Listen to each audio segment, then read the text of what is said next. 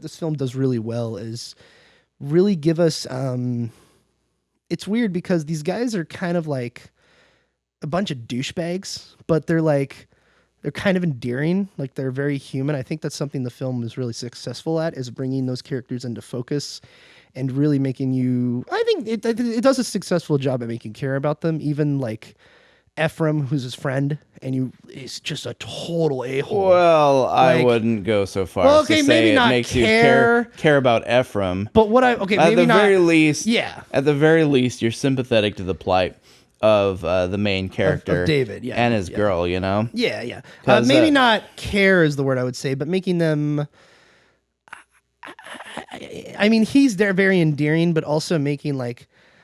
I think the Hollywoodization of this character Ephraim, played by Jonah Hill, is very much very entertaining to watch. And Jonah Hill's extremely. I don't know if excellent's the word I would use, but he's very entertaining. He's very entertaining. He's very engaging, and despite the fact that his total character is an utter piece of trash from a moral perspective, you can at least see why the main character sort of gets taken in by his rhetoric, you know? Yeah. Well, it's kind of like it's the connection you have as friends and that whatnot that he has for him. But then you have Ephraim taking advantage of him and all this stuff, and it's just, it's like he's an ultimate manipulator is what I would say. Yeah, and it kind of sort of, their relationship, you find, as the viewer, you find out more and more about their relationship as the film goes on, and I don't think this is much of a spoiler. You know, at first you're like, okay, this Ephraim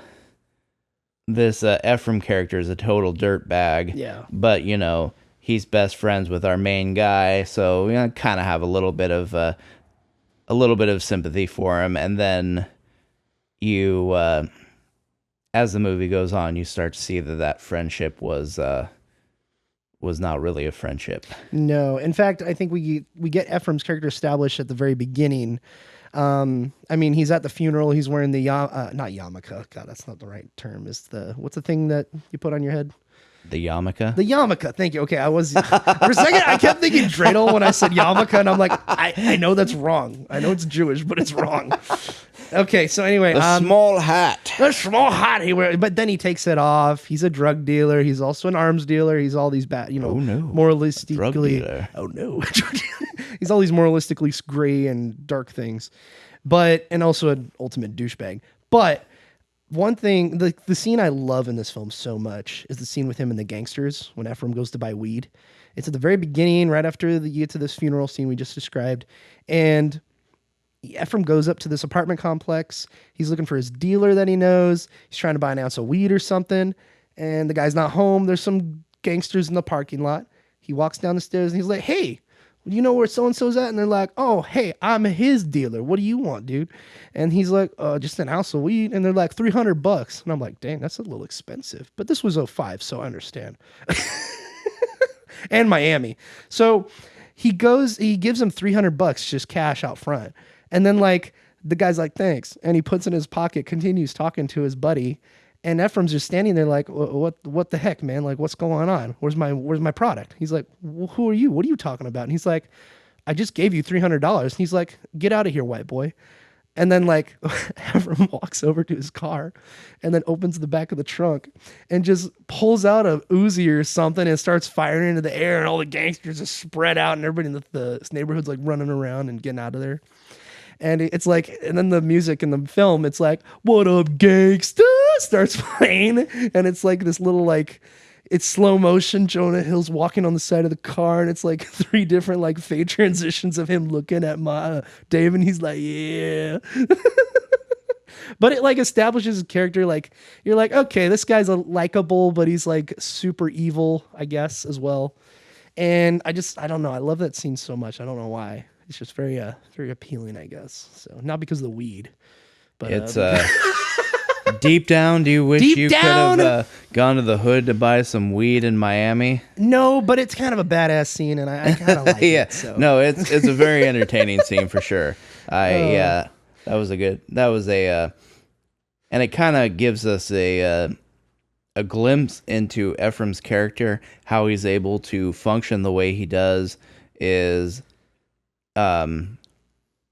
just by basically consistently putting himself in a finding ways of giving himself the upper hand in a situation.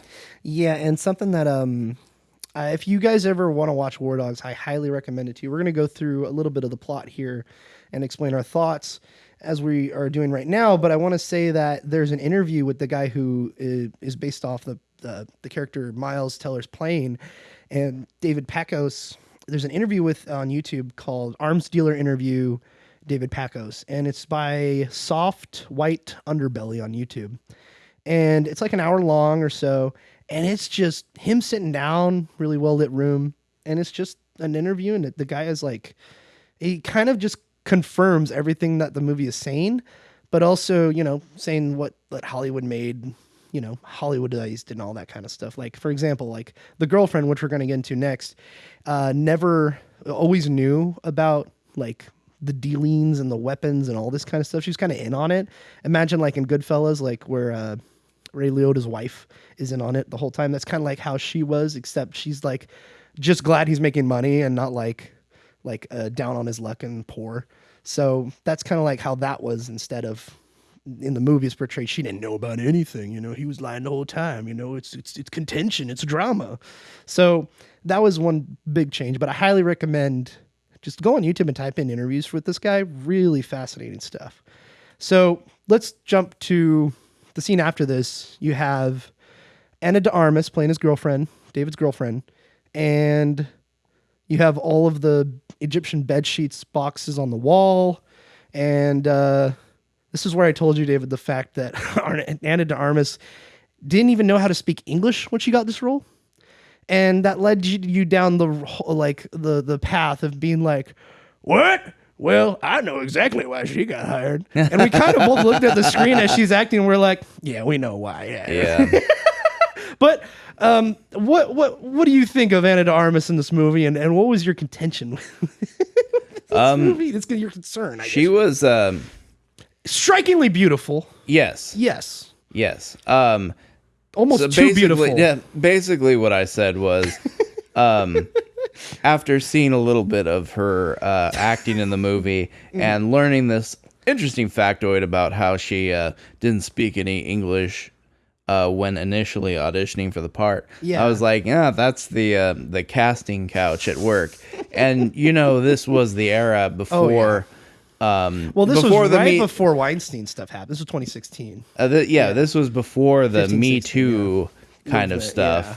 So the casting couch and was it still alive today. And well. That didn't make it go away. Yeah, but it was in its prime.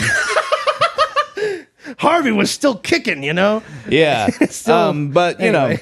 All that casting couch and all that aside, she does a perfectly serviceable role. Job, yeah. I'm not gonna say she's like a standout character, but she definitely pulls her weight as far as acting chops go. She doesn't like drag the movie down or anything like that. So, and speaking of acting, I want to say that Miles Teller as David is a perfect, how you would describe David, a perfect foil for Jonah Hill's character. It's this like, oh, hey, I'm down on my luck. I need help. Hey, I can help you out. My name is Ephraim. That's a real person's name, because nobody would write a character named Ephraim. Nobody. That's how you can tell it's a real story. No. Ephraim's a Jewish name. Nah, but I never see it in movies, David. Come on. I don't see Ephraim in movies. Well, maybe I just haven't seen a lot of movies. Well, they're really, really. That's part of the what goes on in this movie is they're really, really, really doubling down on the fact that our two main characters are extremely Jewish. Even though Jonah Hill's character is not a practicing Orthodox Jew, he's very much involved. He's very much immersed in the world of Judaism, not because he's practicing the faith, but because of family connections, and he's making use of that for his own personal gain. Yeah. And that's something that's really like very accurate to the real life scenario where David and him met at synagogue, and David was still he was still a practicing Jew, I believe, when he met him. And then, he was older, he did his own thing afterward, but very Jewish, traditionally Jewish and all that his entire life.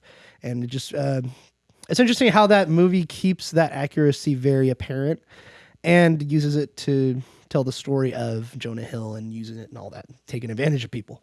So it just shows what such a douchebag he is. So, but that's something that was accurate. I wouldn't describe it as this movie doubles down on it. I would just call it an element.